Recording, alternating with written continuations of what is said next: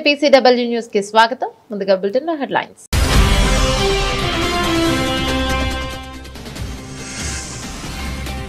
Asia cup లో పాకీపై బెబ్బులిలా గర్జించిన Bharat. Captain Suryakumar అజేయ innings తో team India ఘన విజయం.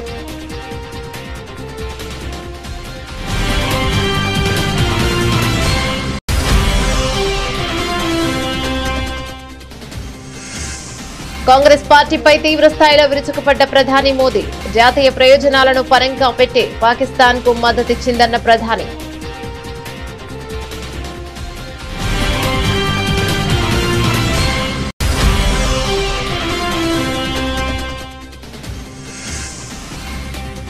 తనపై వస్తున్న విమర్శలకు కౌంటర్ ఇచ్చిన కేంద్ర మంత్రి నితిన్ గడ్కరీ. ఎవరిని మోసం చేయాల్సిన అవసరం లేదని వివరణ.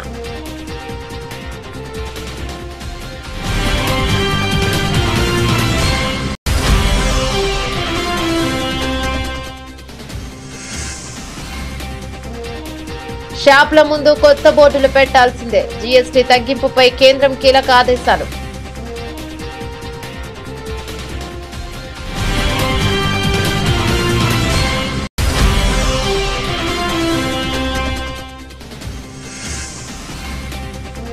జూబ్లీహిల్స్ ఉప ఎన్నిక స్వయంగా రంగంలోకి దిగిన సీఎం రేవంత్ రెడ్డి. కాంగ్రెస్ గెలిపే లక్ష్యంగా పనిచేయాలని పార్టీ నేతలకు ఆదేశం.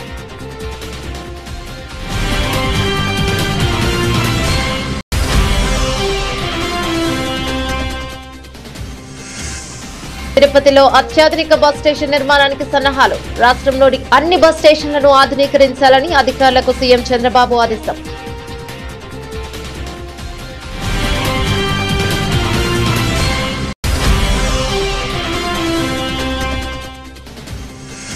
ఎన్నిటికైనా హైదరాబాద్ ప్రజల కష్టాల కోసం పోరాడేది బీఆర్ఎస్ పార్టీ మాత్రమే. జూబ్లీహిల్స్ ఉప ఎన్నికల సన్నాహక సమావేశంలో మాజీ మంత్రి కేటీఆర్.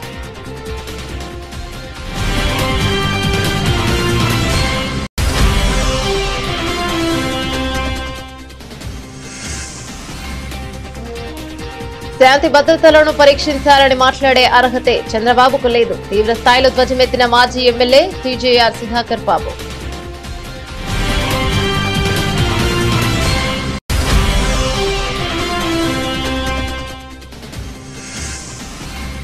మాజీ మంత్రికి తప్పని యూరియా కష్టాలు. యూరియా కోసం క్యూ లైన్ లో నిలబడ్డ సత్యవతి రాథోడ్. ఒక్క యూరియా బస్తా మాత్రమే ఇచ్చిన అధికారులు.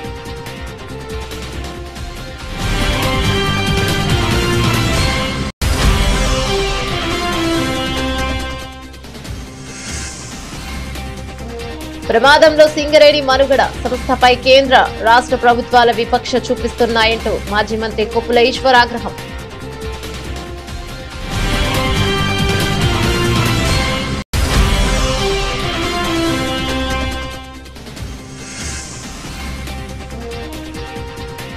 గెలిచినా కరచాలనం చేయని భారత్. క్రీడా స్ఫూర్తి కన్నా కొన్ని విషయాలు ముఖ్యమన్న సూర్యకుమార్.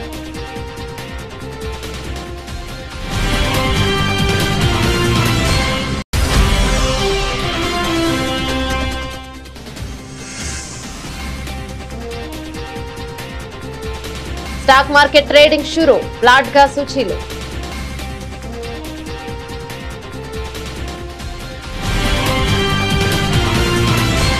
ఆసియా కప్ 2025లో భాగంగా ఆదివారం పాకిస్తాన్ తో జరిగిన మ్యాచ్ లో భారత్ ఘన విజయం సాధించింది. ఈ మ్యాచ్ లో పాకిస్తాన్ నిర్దేశించిన 128 పరుగుల లక్ష్యాన్ని భారత్ కేవలం 15.5 ఓవర్లలోనే ఛేదించి సునాయాస విజయాన్ని అందుకుంది. విజయానికి కావాల్సిన పరుగులను సిక్సర్లతో పూర్తి చేసిన భారత్ కెప్టెన్ సూర్యకుమార్ యాదవ్ తనతో పాటు క్రీజ్ లో ఉన్న శివం దుబేతో కలిసి పెవిలియన్ కు నడిచాడు. భారత్ బౌలర్లు అద్భుతంగా రాణించారు. పాకిస్తాన్ నిర్ణీత 20 ఓవర్లలో 127 పరుగులకి కట్టడి చేశారు. Chinaman spinner Kuldeep Yadav 3 వికెట్లతో పాక్ పతనాన్ని శాసించాడు. Pacer Jasprit Bumrah, all rounder Axar Patel చెరో 2 వికెట్లు తీయగా వరుణ్ చక్రవర్తి, హార్దిక్ పాండ్యా తలో వికెట్ పడగొట్టారు. అనంతరం బ్యాటింగ్ లో ఓపెనర్ అభిషేక్ శర్మ కేవలం 13 బంతుల్లోనే 31 పరుగులు చేసి భారత్ కు అదిరిపోయే ఆరంభాన్ని ఇచ్చాడు. ఆ తర్వాత కెప్టెన్ సూర్యకుమార్ యాదవ్ 37 బంతుల్లో 47 నాట్ అవుట్ బాధ్యతాయుతమైన ఇన్నింగ్స్ తో జట్టును విజయ తీరాలకు చేర్చాడు. తన పుట్టినరోజు జట్టుకు చిరస్మరణీయ విజయాన్ని అందించడం విశేషం. ఈ విజయంతో గ్రూప్ ఏలో ఆడిన 2 మ్యాచ్ల్లోనూ గెలిచిన భారత్ సూపర్ 4 దశకు దాదాపుగా అర్హత సాధించింది. ఇరు జట్లు సూపర్ 4 కు అర్హత సాధిస్తే వచ్చే ఆదివారం మరోసారి తలపడే అవకాశం ఉంది. కాంగ్రెస్ పార్టీపై ప్రధానమంత్రి నరేంద్ర మోదీ తీవ్రస్థాయిలో విరుచుకుపడ్డారు. దేశ భద్రతను పరంగా పెట్టి జాతీయ ప్రయోజనాలను దెబ్బతీసి కాంగ్రెస్ పార్టీ పాకిస్తాన్ కు కొమ్ము కాస్తుందని ఆయన సంచలన ఆరోపణలు చేశారు. అస్సాంలోని దరాంగ్ లో జరిగిన ఓ బహిరంగ సభలో ప్రధాని మాట్లాడుతూ కాంగ్రెస్ విధానాలపై నిప్పులు చెరిగారు. ఉగ్రవాదంపై పోరాటాన్ని కాంగ్రెస్ బలపరిచిందని మోదీ ఆరోపించారు. కాంగ్రెస్ అధికారంలోకి ఉన్నప్పుడు ఉగ్రవాదం పేటరేగిపోయింది. ఆపరేషన్ సింధూర్ను ప్రస్తావిస్తూ మన సైన్యం స్థైర్యాన్ని దెబ్బతీసేలా పాకిస్తాన్ వాదనలకు కాంగ్రెస్ వంతపాడింది. మన సైన్యానికి అండగా నిలవాల్సింది పోయి పాక్ సైన్యానికి మద్దతుగా నిలిచింది అని ప్రధాని ధ్వజమెత్తారు. ఉగ్రవాదులకు ఆశ్రయం కల్పించే వారికి గొంతును కాంగ్రెస్ బలోపేతం చేస్తుందని ప్రజలు అప్రమత్తంగా ఉండాలని ఆయన హెచ్చరించారు. కాంగ్రెస్ देश हित की कभी परवाह नहीं करती. आज कांग्रेस देश विरोधियों की, घुसपैठियों की भी बहुत बड़ी रक्षक बन चुकी है. कांग्रेस जब सत्ता में थी तो घुसपैठ को बढ़ावा देती थी. और कांग्रेस चाहती है कि इस घुसपैठिए हमेशा के लिए भारत में ही बस जाए और भारत का भविष्य घुसपैठिए तय करे. एक समय में मंगलदोई ने असम की पहचान बचाने के लिए अवैध घुसपैठ के खिलाफ बहुत बड़ा आंदोलन देखा है. लेकिन पहले की कांग्रेस सरकार ने आप लोगों को इसकी भी सजा दी है, आपसे इसका बदला लिया है. कांग्रेस ने यहां जमीन पर अवैध कब्जे होने दिए, हमारे आस्था के स्थानों पर हमारे किसानों के, आदिवासियों के हक की जमीन पर डाका डाला. बीजेपी एनडीए सरकार बनने के बाद अब उन स्थितियों को बदला जा रहा है. यहां के अवैध कब्जों को हटाया जा रहा है. हेमंता जी के नेतृत्व में असम में लाखों बीघा जमीन घुसपैठियों से मुक्त की जा चुकी है. दरांग जिले में भी बहुत बड़ी जमीन से कब्जा हटाया गया है. यहां गोरूखुंटी इलाके में कांग्रेस के समय घुसपैठियों का कब्जा था. आज वो जमीन वापस ले जा चुकी है. अब वहां किसानों के लिए गोरूखुंटी कृषि परियोजना चल रही है. वहां के नौजवान अब कृषि सैनिक बनकर खेती कर रहे हैं.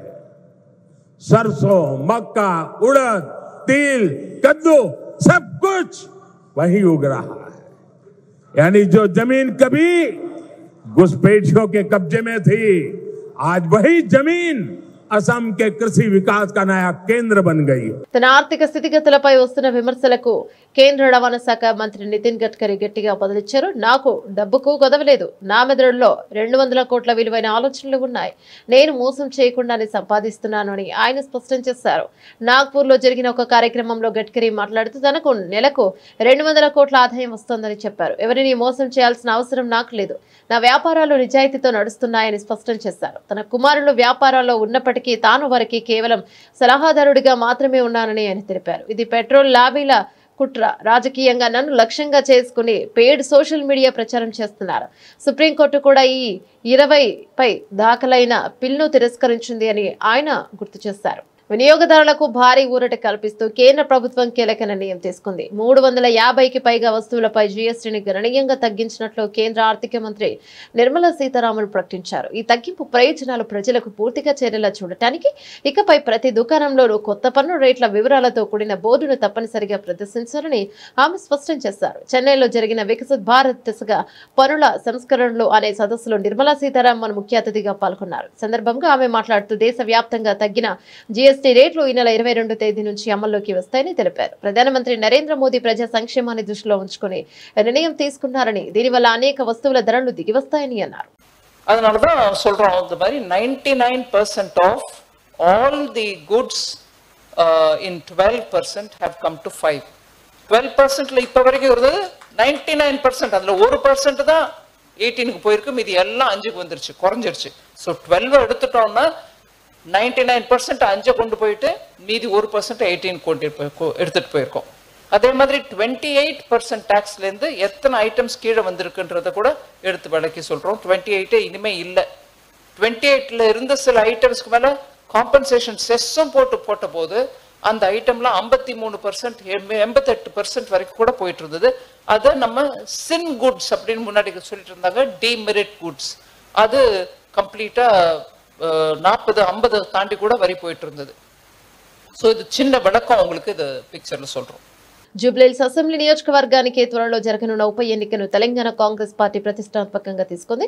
ఈ నేపథ్యంలో ముఖ్యమంత్రి రేవంత్ రెడ్డి స్వయంగా రంగంలోకి దిగి పార్టీ గెలుపు వ్యూహాలపై దృష్టి సారించారు.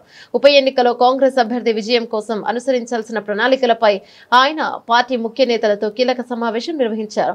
ఈ సమావేశంలో జూబ్లీహిల్స్ నియోజకవర్గంలోని అన్ని డివిజన్ల ఇన్ఛార్జీలు, స్థానిక నాయకులు పాల్గొన్నారు. ఈ సందర్భంగా సీఎం రేవంత్ రెడ్డి మాట్లాడుతూ పార్టీ గెలుపు కోసం ప్రతి నాయకుడు, కార్యకర్త పూర్తి సమన్వయంతో పనిచేయాలని ఆదేశించారు. ప్రభుత్వం అమలు చేస్తున్న సంక్షేమ అభివృద్ధి కార్యక్రమాలను ప్రతి గడపకు చేర్చాలని, భూస్థాయి నుంచి పటిష్టంగా పనిచేయాలని ఆయన దిశానిర్దేశం చేశారు. నియోజకవర్గంలోని సమస్యలన్నింటినీ కాంగ్రెస్ ప్రభుత్వం పరిష్కరిస్తుందనే భరోసాను ప్రజలకు కల్పించాలి. అభ్యర్థి ఎవరనేది all India Congress committee AICC నిర్ణయిస్తుంది. కానీ అభ్యర్థి ఎవరైనా పార్టీని గెలిపించే బాధ్యత మీ అందరిపై ఉందని సీఎం రేవంత్ రెడ్డి స్పష్టం చేశారు. క్షేత్రస్థాయిలో పరిస్థితులను ఎప్పటికప్పుడు తనకు నివేదించాలని కూడా ఆయన సూచించారు.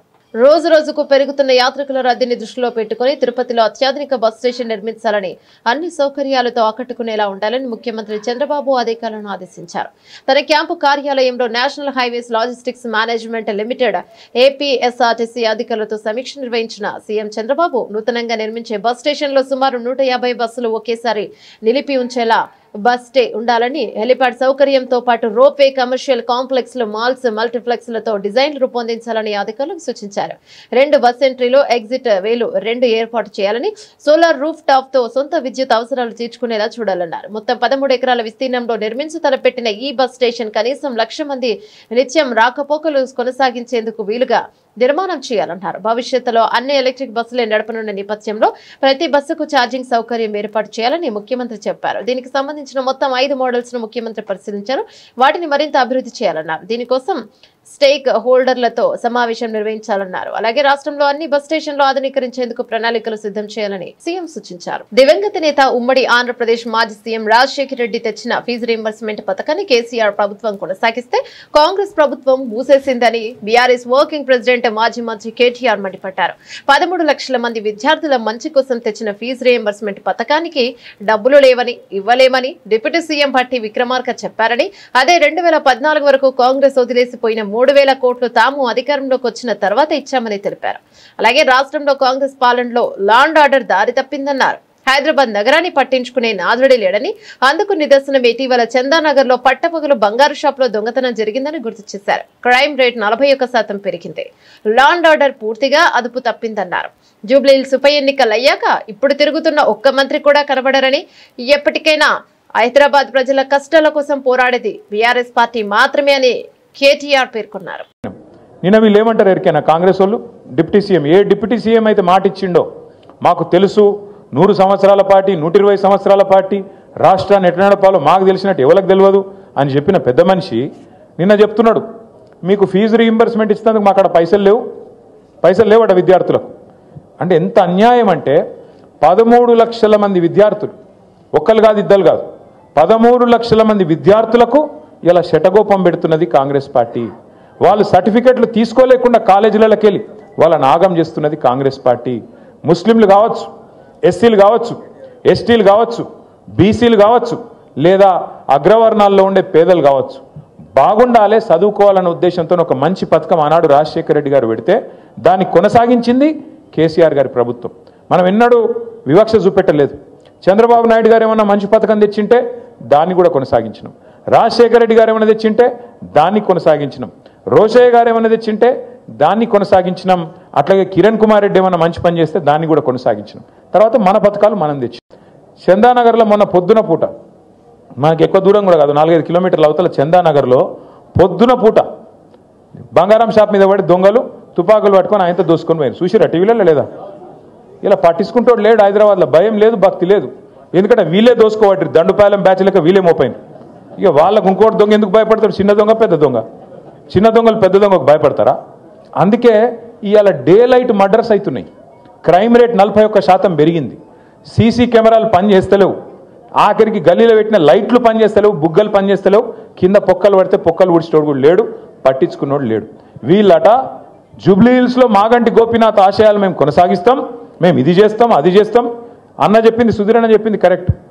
రేపు తెల్లారి ఎలక్షన్ అయిపోయిన తెల్లారి నవంబర్ మాసం తర్వాత ఇవాళ మీ ఇండ్ల చుట్టూ తిరుగుతున్న ఈ కాంగ్రెస్ నాయకులు ఒక్కడంటే ఒక్కడు మళ్ళీ అడ్రస్ కూడా లేకుండా వారిపోతారు, ఫోన్ నెంబర్లు కూడా మార్చుకుంటారు. ఇది జరగకపోతే నన్ను పట్టుకోవాలని చెప్పి నేను కోరుతా ఉన్నా. ఒక్క మనిషి కూడా మళ్ళీ కనబడాడు.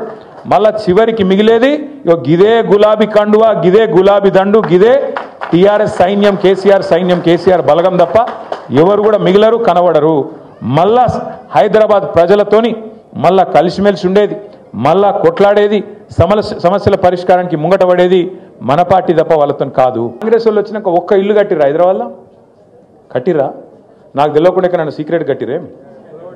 ఒక్క ఇల్లు కట్టలేదు కానీ ఎన్ని ఇల్లు గులగొట్టిరు చూడురు మీరు. ఒక్కసారి ఆ వీడియోలు చూడరు. మూసీలో గులగొట్టిరు, ఏడ పడతాడపోయి ఇష్టం వచ్చినట్టు గరీబోళ్ళ ఇల్లు గులగొట్టిరు. కేసీఆర్ ఉన్నప్పుడేమో 1,00,000 మందికి పట్టాలు ఇచ్చిండు కేసీఆర్. జీవో నంబర్ 58, 59 కింద గరీబోళ్ళు తెలుసో తెలియకనో ఎక్కడన్నా ఒక గుడిసెనో ఒక చిన్న రేకుల షెడ్ వేసుకుంటే వాళ్ళందరికీ గ్యారంటీ ఉండాలని చెప్పి 1,00,000 మందికి పట్టాలు ఇచ్చిన నాయకుడు కేసీఆర్ గారు. అదే ఈ రేవంత్ రెడ్డి ప్రభుత్వం వచ్చినాక తప్పకుండా నాకు తెలిసి కొన్ని వేల ఇండ్లు కూలగొట్టిరు. కొన్ని వేల ఇండ్లు హైదరాబాద్లో కూలగొట్టింది రేవంత్ రెడ్డి ప్రభుత్వం. ఇందిరమ్మ రాజ్యం అంటే ఇండ్లు కూలగొట్టుడా? ఇందిరమ్మ రాజ్యం అంటే గరీబోని ఇల్లు లేకుండా చేసి ఆఖరికి వాళ్ళ పిల్లలు ఇంట్లోకి వెళ్ళి వాటర్ బాటిల్ తీసుకుంటాం, బ్యాగు తీసుకుంటాం అంటే కూడా మెడలు పట్టి నూకి అవతల వారేసి తీసుకోలేకున్న అవకాశం లేకుండా చేసి వాళ్ళని నిలగొట్టుడు ఇందిరమ్మ రాజ్యమా? గరీబోళ్ళకు వ్యతిరేకంగా ఉండే ఇందిరమ్మ రాజ్యమా? ఈ మాట మనం చర్చలో పెట్టాలి. మీరిగిన పొరపాటున కాంగ్రెస్కి ఓటేస్తే మీ ఇల్లు మీరు గూలగొట్టమని లైసెన్స్ ఇచ్చినట్టే అవుతుంది. మరి మీ ఇష్టం. హైడ్రా వస్తుంది, బుల్డోజర్ వస్తుంది, మీ ఇల్లు గూలగొడుతుంది. ఆ తర్వాత మీరు ఎడవద్దు, మమ్మల్ని అడగద్దు అనే మాట బరాబర్ చెప్పాలి. తప్పకుండా యాద్ చేయాలి ఈ మాట. ముఖ్యమంత్రిగా చంద్రబాబు మాట్లాడే మాటలకు అర్థాలే వేరుగా ఉంటాయని వైఎస్ఆర్సీపీ ఎస్సీ సెల్ అధ్యక్షుడు మాజీ ఎమ్మెల్యే టీజేఆర్ సుధాకర్ బాబు మండిపడ్డారు. తాడేపల్లి వైఎస్ఆర్సీపీ కేంద్ర కార్యాలయంలో మీడియాతో మాట్లాడుతూ జిల్లా ఎస్పీలతో సీఎంగా చంద్రబాబు నిర్వహించిన సమావేశంలో శాంతి భద్రతలను పటిష్టంగా కాపాడేందుకు పోలీసులు పనిచేయాలని ఆదేశించినట్లు ఎల్లో మీడియాలో వార్తలు రాయించుకుంటున్నారని అన్నారు. ఇక ఇదే సమావేశంలో ఆయన కూటమి ఎమ్మెల్యేలు చెప్పినట్లు చేయాలని కూడా ఎస్పీలను ఆదేశించడం ఆయన ద్వంద్వ వైఖరికి నిదర్శనం కాదా అని నిలదీశారు. అంటే పోలీసులు నిష్పక్షపాతంగా చట్ట ప్రకారం పనిచేయాలా, లేక కూటమి ఎమ్మెల్యేలు చెప్పిన ప్రతి తప్పుడు పనికి వక్తాసు పలకాలా? చంద్రబాబు ఉద్దేశం ఏమిటో ఈ విషయంలోనే చాలా స్పష్టంగా బయటపడిందని ధ్వజమెత్తారు. చంద్రబాబు పాలనలో కుల చిచ్చులు, రాజకీయ కక్ష సాధింపు సర్వసాధారణంగా మారాయని, రెడ్ బుక్ తో రాష్ట్రంలోని అరాచకం సృష్టిస్తున్న ఆయనకు శాంతి భద్రతల పరిరక్షణ అనే మాట మాట్లాడే అర్హత లేదని ఆగ్రహాన్ని వ్యక్తం చేశారు. నారా చంద్రబాబు నాయుడు గారు ముఖ్యమంత్రి స్థానంలో కూర్చొని పరిపాలించే రోజులలోనే ఈ రాష్ట్రంలో అశాంతి నెలకొంటుంది, ఈ రాష్ట్రంలో కులవాదం వస్తుంది, ఈ రాష్ట్రంలో ప్రాంతీయ తత్వం వస్తుంది, ఈ రాష్ట్రంలో ఒక కులం మీదకి ఇంకొక కులం రెచ్చిపోతుంది. నువ్వు నాకన్నా తక్కువ కులస్తుడు అని చెప్పడానికి తాపత్రయపడుతుంది అని ఉమ్మడి రాష్ట్రంలోనూ జరిగిన ఘటనలను ఉదాహరణగా చెప్పగలుగుతాం. మీరు చేయించిన హత్యలకు సంబంధించిన ఉదాహరణలు చెప్పగలుగుతాం. మీరు చేపించిన అల్లర్లకు సంబంధించిన సమాచారాలు చెప్పగలుగుతాం. మీరు పూర్తిగా అశాంతితో ఉన్న రాష్ట్రాన్ని పరిపాలించడానికే మీరు ఇష్టపడతారు. ఇది నేను చెబుతున్న మాటలు కాదు, వైఎస్ఆర్ కాంగ్రెస్ పార్టీ చెబుతున్న మాటలు కాదు. స్వయాన ఆంధ్ర రాష్ట్ర ముఖ్యమంత్రి నారా చంద్రబాబు నాయుడు తనను తాను చెప్పుకుంటూ నేను ఎప్పుడు కూడా క్రైసిస్లో ఉన్న లో నుంచి అవకాశం అందిపుచ్చుకుంటానని చెప్పాడు. అంటే ఎప్పుడు కూడా క్రైసిస్ ఉండాలని కోరుకుంటాను, ఆ క్రైసిస్లో నుంచి నా ప్రతిభ నిరూపించుకోవటానికి పనిచేస్తానని చెప్పాడు. అంటే ఓ ఇద్దరు తన్నుకుంటుంటే ఈయనకు ఆనందం, ఓ కులం మీదకి ఇంకొక కులం వెళితే బాబు గారికి ఆనందం, ఒక ప్రాంతం వాళ్ళు ఇంకో ప్రాంతం మీద రెచ్చిపోతే బాబు గారికి ఆనందం. ఎందుకంటే వారి తప్పులన్నీ జనం మర్చిపోవాలి.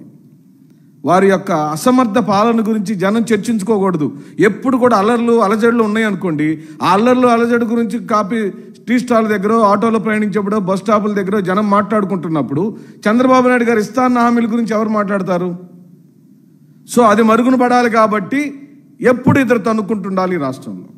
అది వారి యొక్క స్థూల ఉద్దేశం. యూరియా కష్టాలు సామాన్య రైతులకే కాదు, మాజీ మంత్రి సత్యవతి రాథోడ్కు తప్పలేదు. మహబూబాబాద్ జిల్లా కురవి మండలంలోని స్వగ్రామమైన పెద్దతండాలో సత్యవతి రాథోడ్కు 5.5 ఎకరాల భూమి ఉండగా వివిధ పంటలు సాగు చేస్తున్నారు.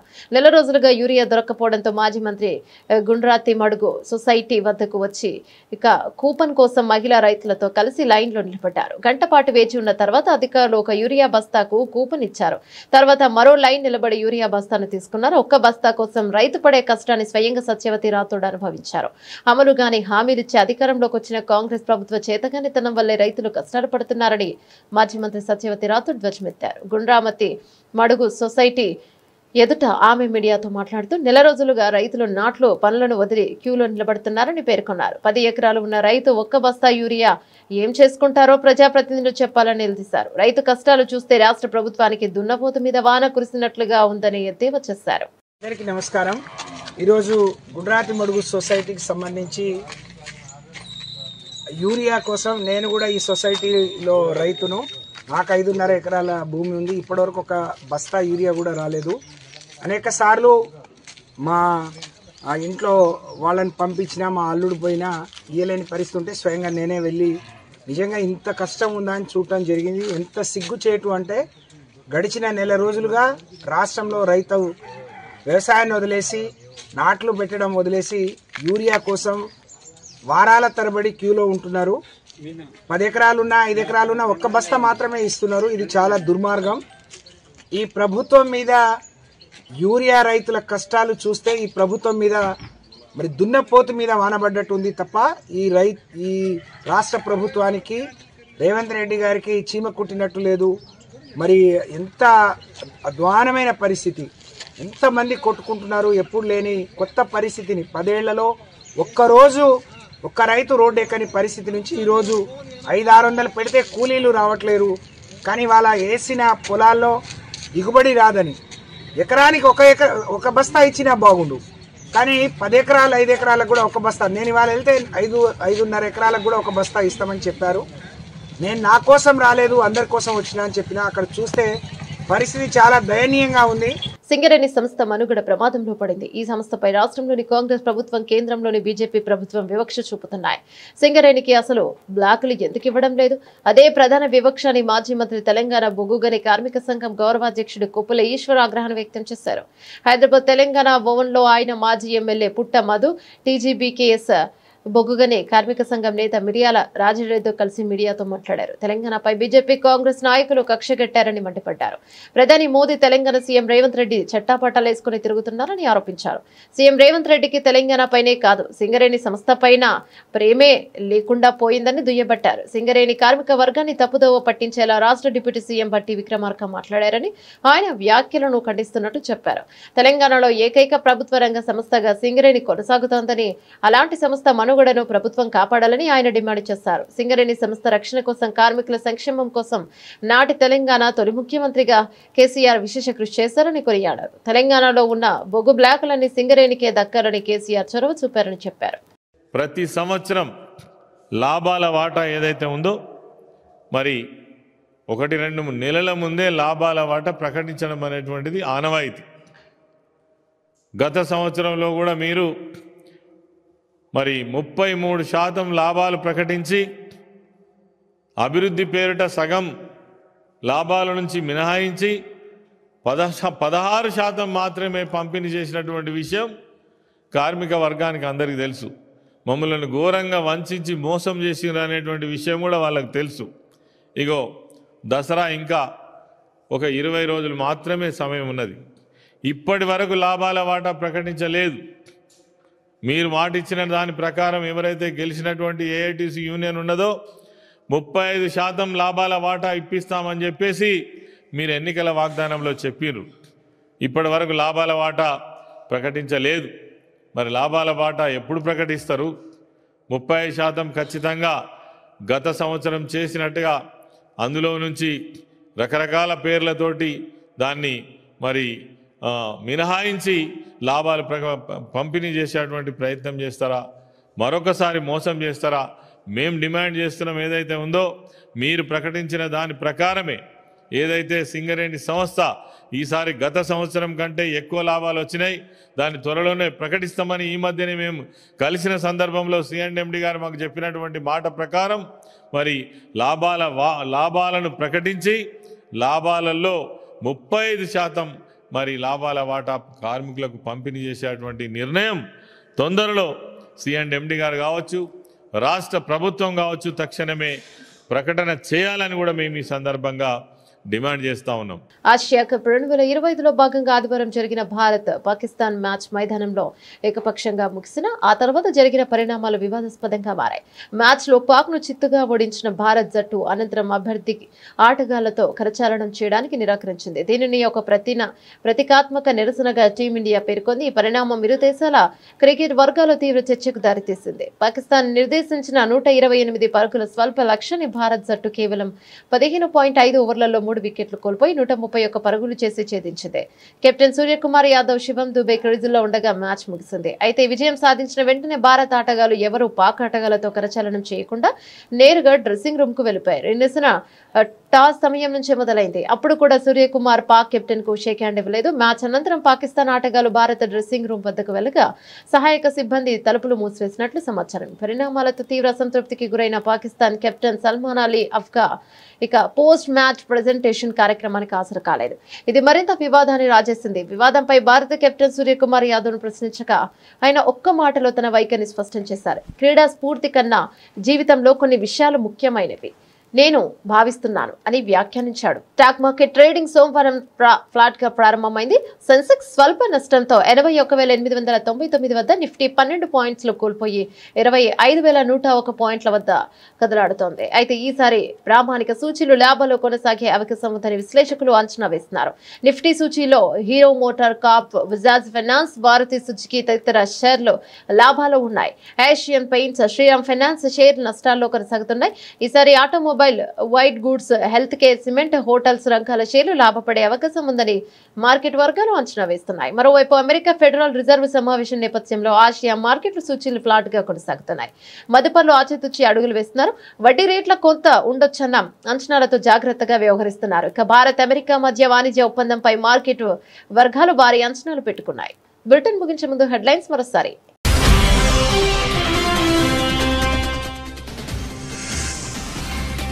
ఆసియా కప్ లో పాకీపై బెబ్బులిలా గర్జించిన భారత్. కెప్టెన్ సూర్యకుమార్ అజేయ ఇన్నింగ్స్ తో టీమిండియా ఘన విజయం.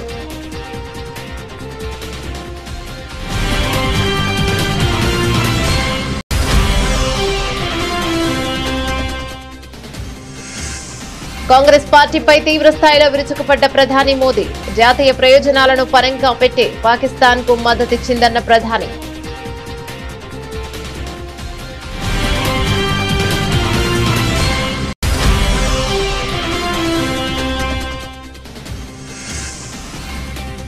తనపై వస్తున్న విమర్శలకు కౌంటర్ ఇచ్చిన కేంద్ర మంత్రి నితిన్ గడ్కరీ. ఎవరిని మోసం చేయాల్సిన అవసరం లేదని వివరణ.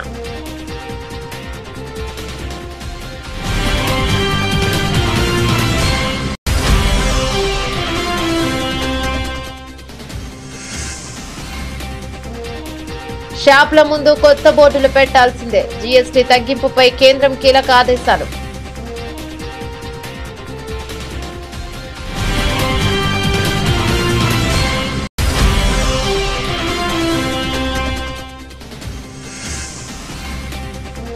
జూబ్లీహిల్స్ ఉప ఎన్నిక స్వయంగా రంగంలోకి దిగిన సీఎం రేవంత్ రెడ్డి. కాంగ్రెస్ గెలిపే లక్ష్యంగా పనిచేయాలని పార్టీ నేతలకు ఆదేశం.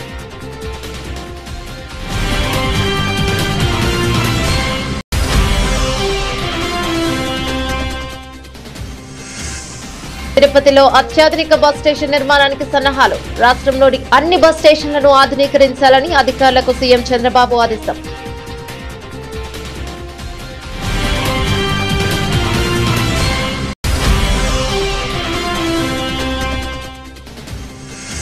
ఎన్నిటికైనా హైదరాబాద్ ప్రజల కష్టాల కోసం పోరాడేది బీఆర్ఎస్ పార్టీ మాత్రమే. జూబ్లీహిల్స్ ఉప ఎన్నికల సన్నాహక సమావేశంలో మాజీ మంత్రి కేటీఆర్.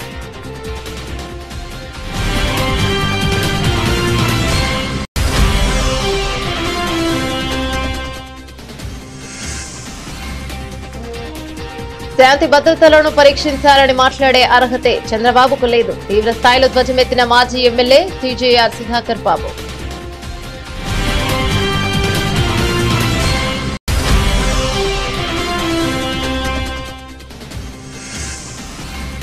మాజీ మంత్రికి తప్పని యూరియా కష్టాలు. యూరియా కోసం క్యూ లైన్లో నిలబడ్డ సత్యవతి రాథోడ్. ఒక్క యూరియా బస్తా మాత్రమే ఇచ్చిన అధికారులు.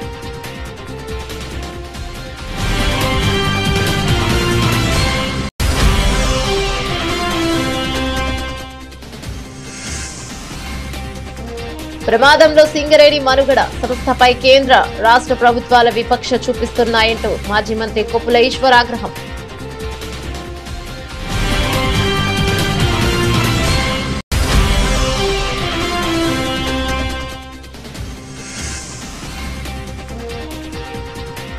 గెలిచినా కరచాలనం చేయని భారత్. క్రీడా స్ఫూర్తి కన్నా కొన్ని విషయాలు ముఖ్యమన్న సూర్యకుమార్.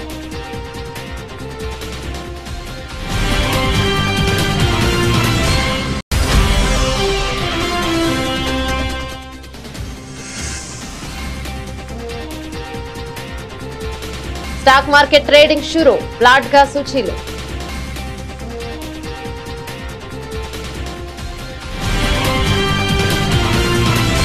ఇవి బులెటిన్ డీటెయిల్స్. మరో బులెటిన్ లో మళ్ళీ కలుద్దాం. అంతవరకు సెలవు. నమస్తే.